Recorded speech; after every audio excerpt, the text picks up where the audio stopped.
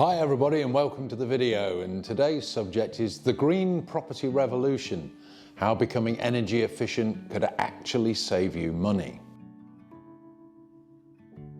At Cornerstone, we're always interested in the wider issues surrounding property, and after the COP26 summit in Glasgow and the setting of hard emissions and the government's announcement that no new petrol cars will be sold in this country in 2030, we wondered how we could all get a bit greener, and indeed how you were all thinking about how you could get a bit greener in your homes. We actually commissioned a study dealing with this issue, and the results were quite interesting because 45% of you in that survey said that you would rather extend or refurbish your home rather than move house, and particularly into a new home, because you felt that that had less impact on the environment, it reduced the carbon footprint. 36% of you actually said that you were going to make a positive effort in 2022 to make the home more energy efficient. And we'll be talking about how you might do that and the relative cost benefits in a later video. But one thing's absolutely clear: the rising cost of living and the rising cost of energy, particularly in the early part of 2022, is starting to tilt the equation in favour of greening your home as much as possible. The significant capital investment, in many cases, that would previously have taken up to 10 years to pay back because of rising energy costs, has now fallen to 5 years or less. And indeed, I've seen one video by a real aficionado of green energy and how to get the most, which actually shows a system that can pay back in under 3.5 years. And believe it or not, it doesn't even include a single solar panel. But anyway, moving on. Over £2 billion a year is overpaid on stamp duty, with up to a quarter of purchasers paying the wrong amount. From millionaire developers to residential homeowners, anyone may be affected by these errors. Contact us today to see if you have overpaid your stamp duty and owed a refund from HMRC. Interestingly, 23%, only 1 in 4 homeowners, haven't taken any steps to make their homes more energy efficient. 45% of homeowners have looked at it but have walked away from the problem because of the cost and the lack of government support. Now, if you consider the support that's been given to the economy during the course of the COVID pandemic and the ambitious targets that our government has set, surely they should restore some of the initiatives that they actually cancelled a couple of years ago in order to help us insulate our homes, make them electrically efficient and thermally efficient, so that we can all help to work together to achieving that target. But more worryingly, 22% of homeowners said they cannot make their homes energy efficient because of planning restrictions.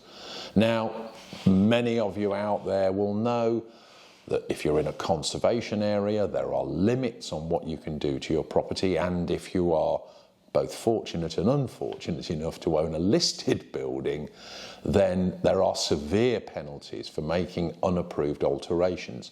And if the government is going to help those buildings reach energy efficiency targets, they're going to have to think about softening planning restrictions on listed buildings, because they are naturally part of our heritage.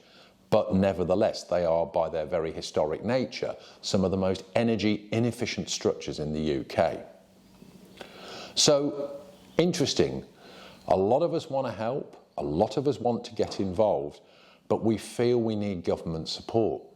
How could that government support come around? Well, we've seen soft loans for businesses during the pandemic.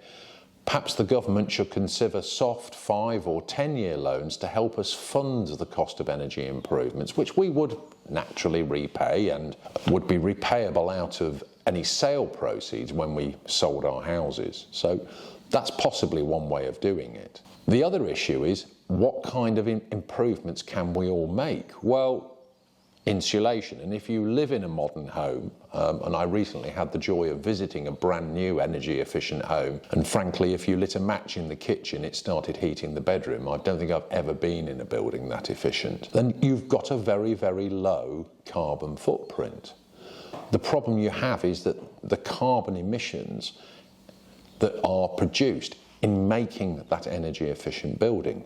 And that shouldn't be your concern, but it is a weighing factor, which is why I think a lot of people are saying we don't want to move, we'd rather refurbish and extend. So what kind of refurbishments and extensions can you do?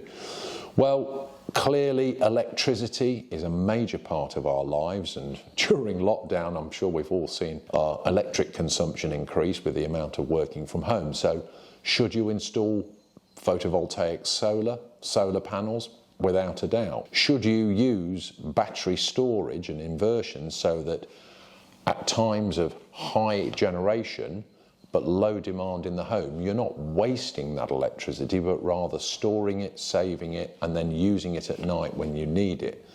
Should you be using overnight cheap rate tariffs of electricity and a battery system to store electricity up overnight and then discharge it during the day?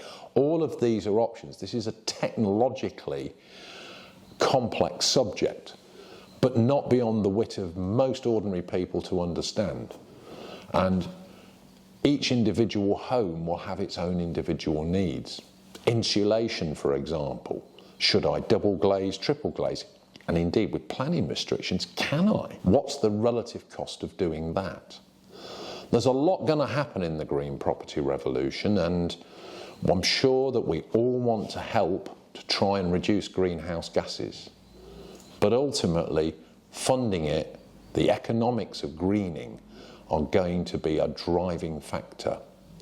We can only hope that the government will come forward with not only financial assistance or incentives, but also a relaxation of regulation and restriction to enable the least efficient properties in this country to become more efficient, ultimately saving more CO2 than building new hyper-efficient homes. Now, if you've liked the content of this video, please click like and subscribe. Click on the link below to go to our website and understand how property tax can have a direct bearing on whether or not you move house or stay and refurbish. Understand the true costs of owning property is not just about greening, it's also about the cash in your pocket. The average stamp duty saving, for example, on properly assessing your property before you purchase it could pay for all of the projects I've mentioned today. So it's worth having a look. It actually could be that the government, in the form of a tax refund, actually does pay for your greening project. Thanks for listening.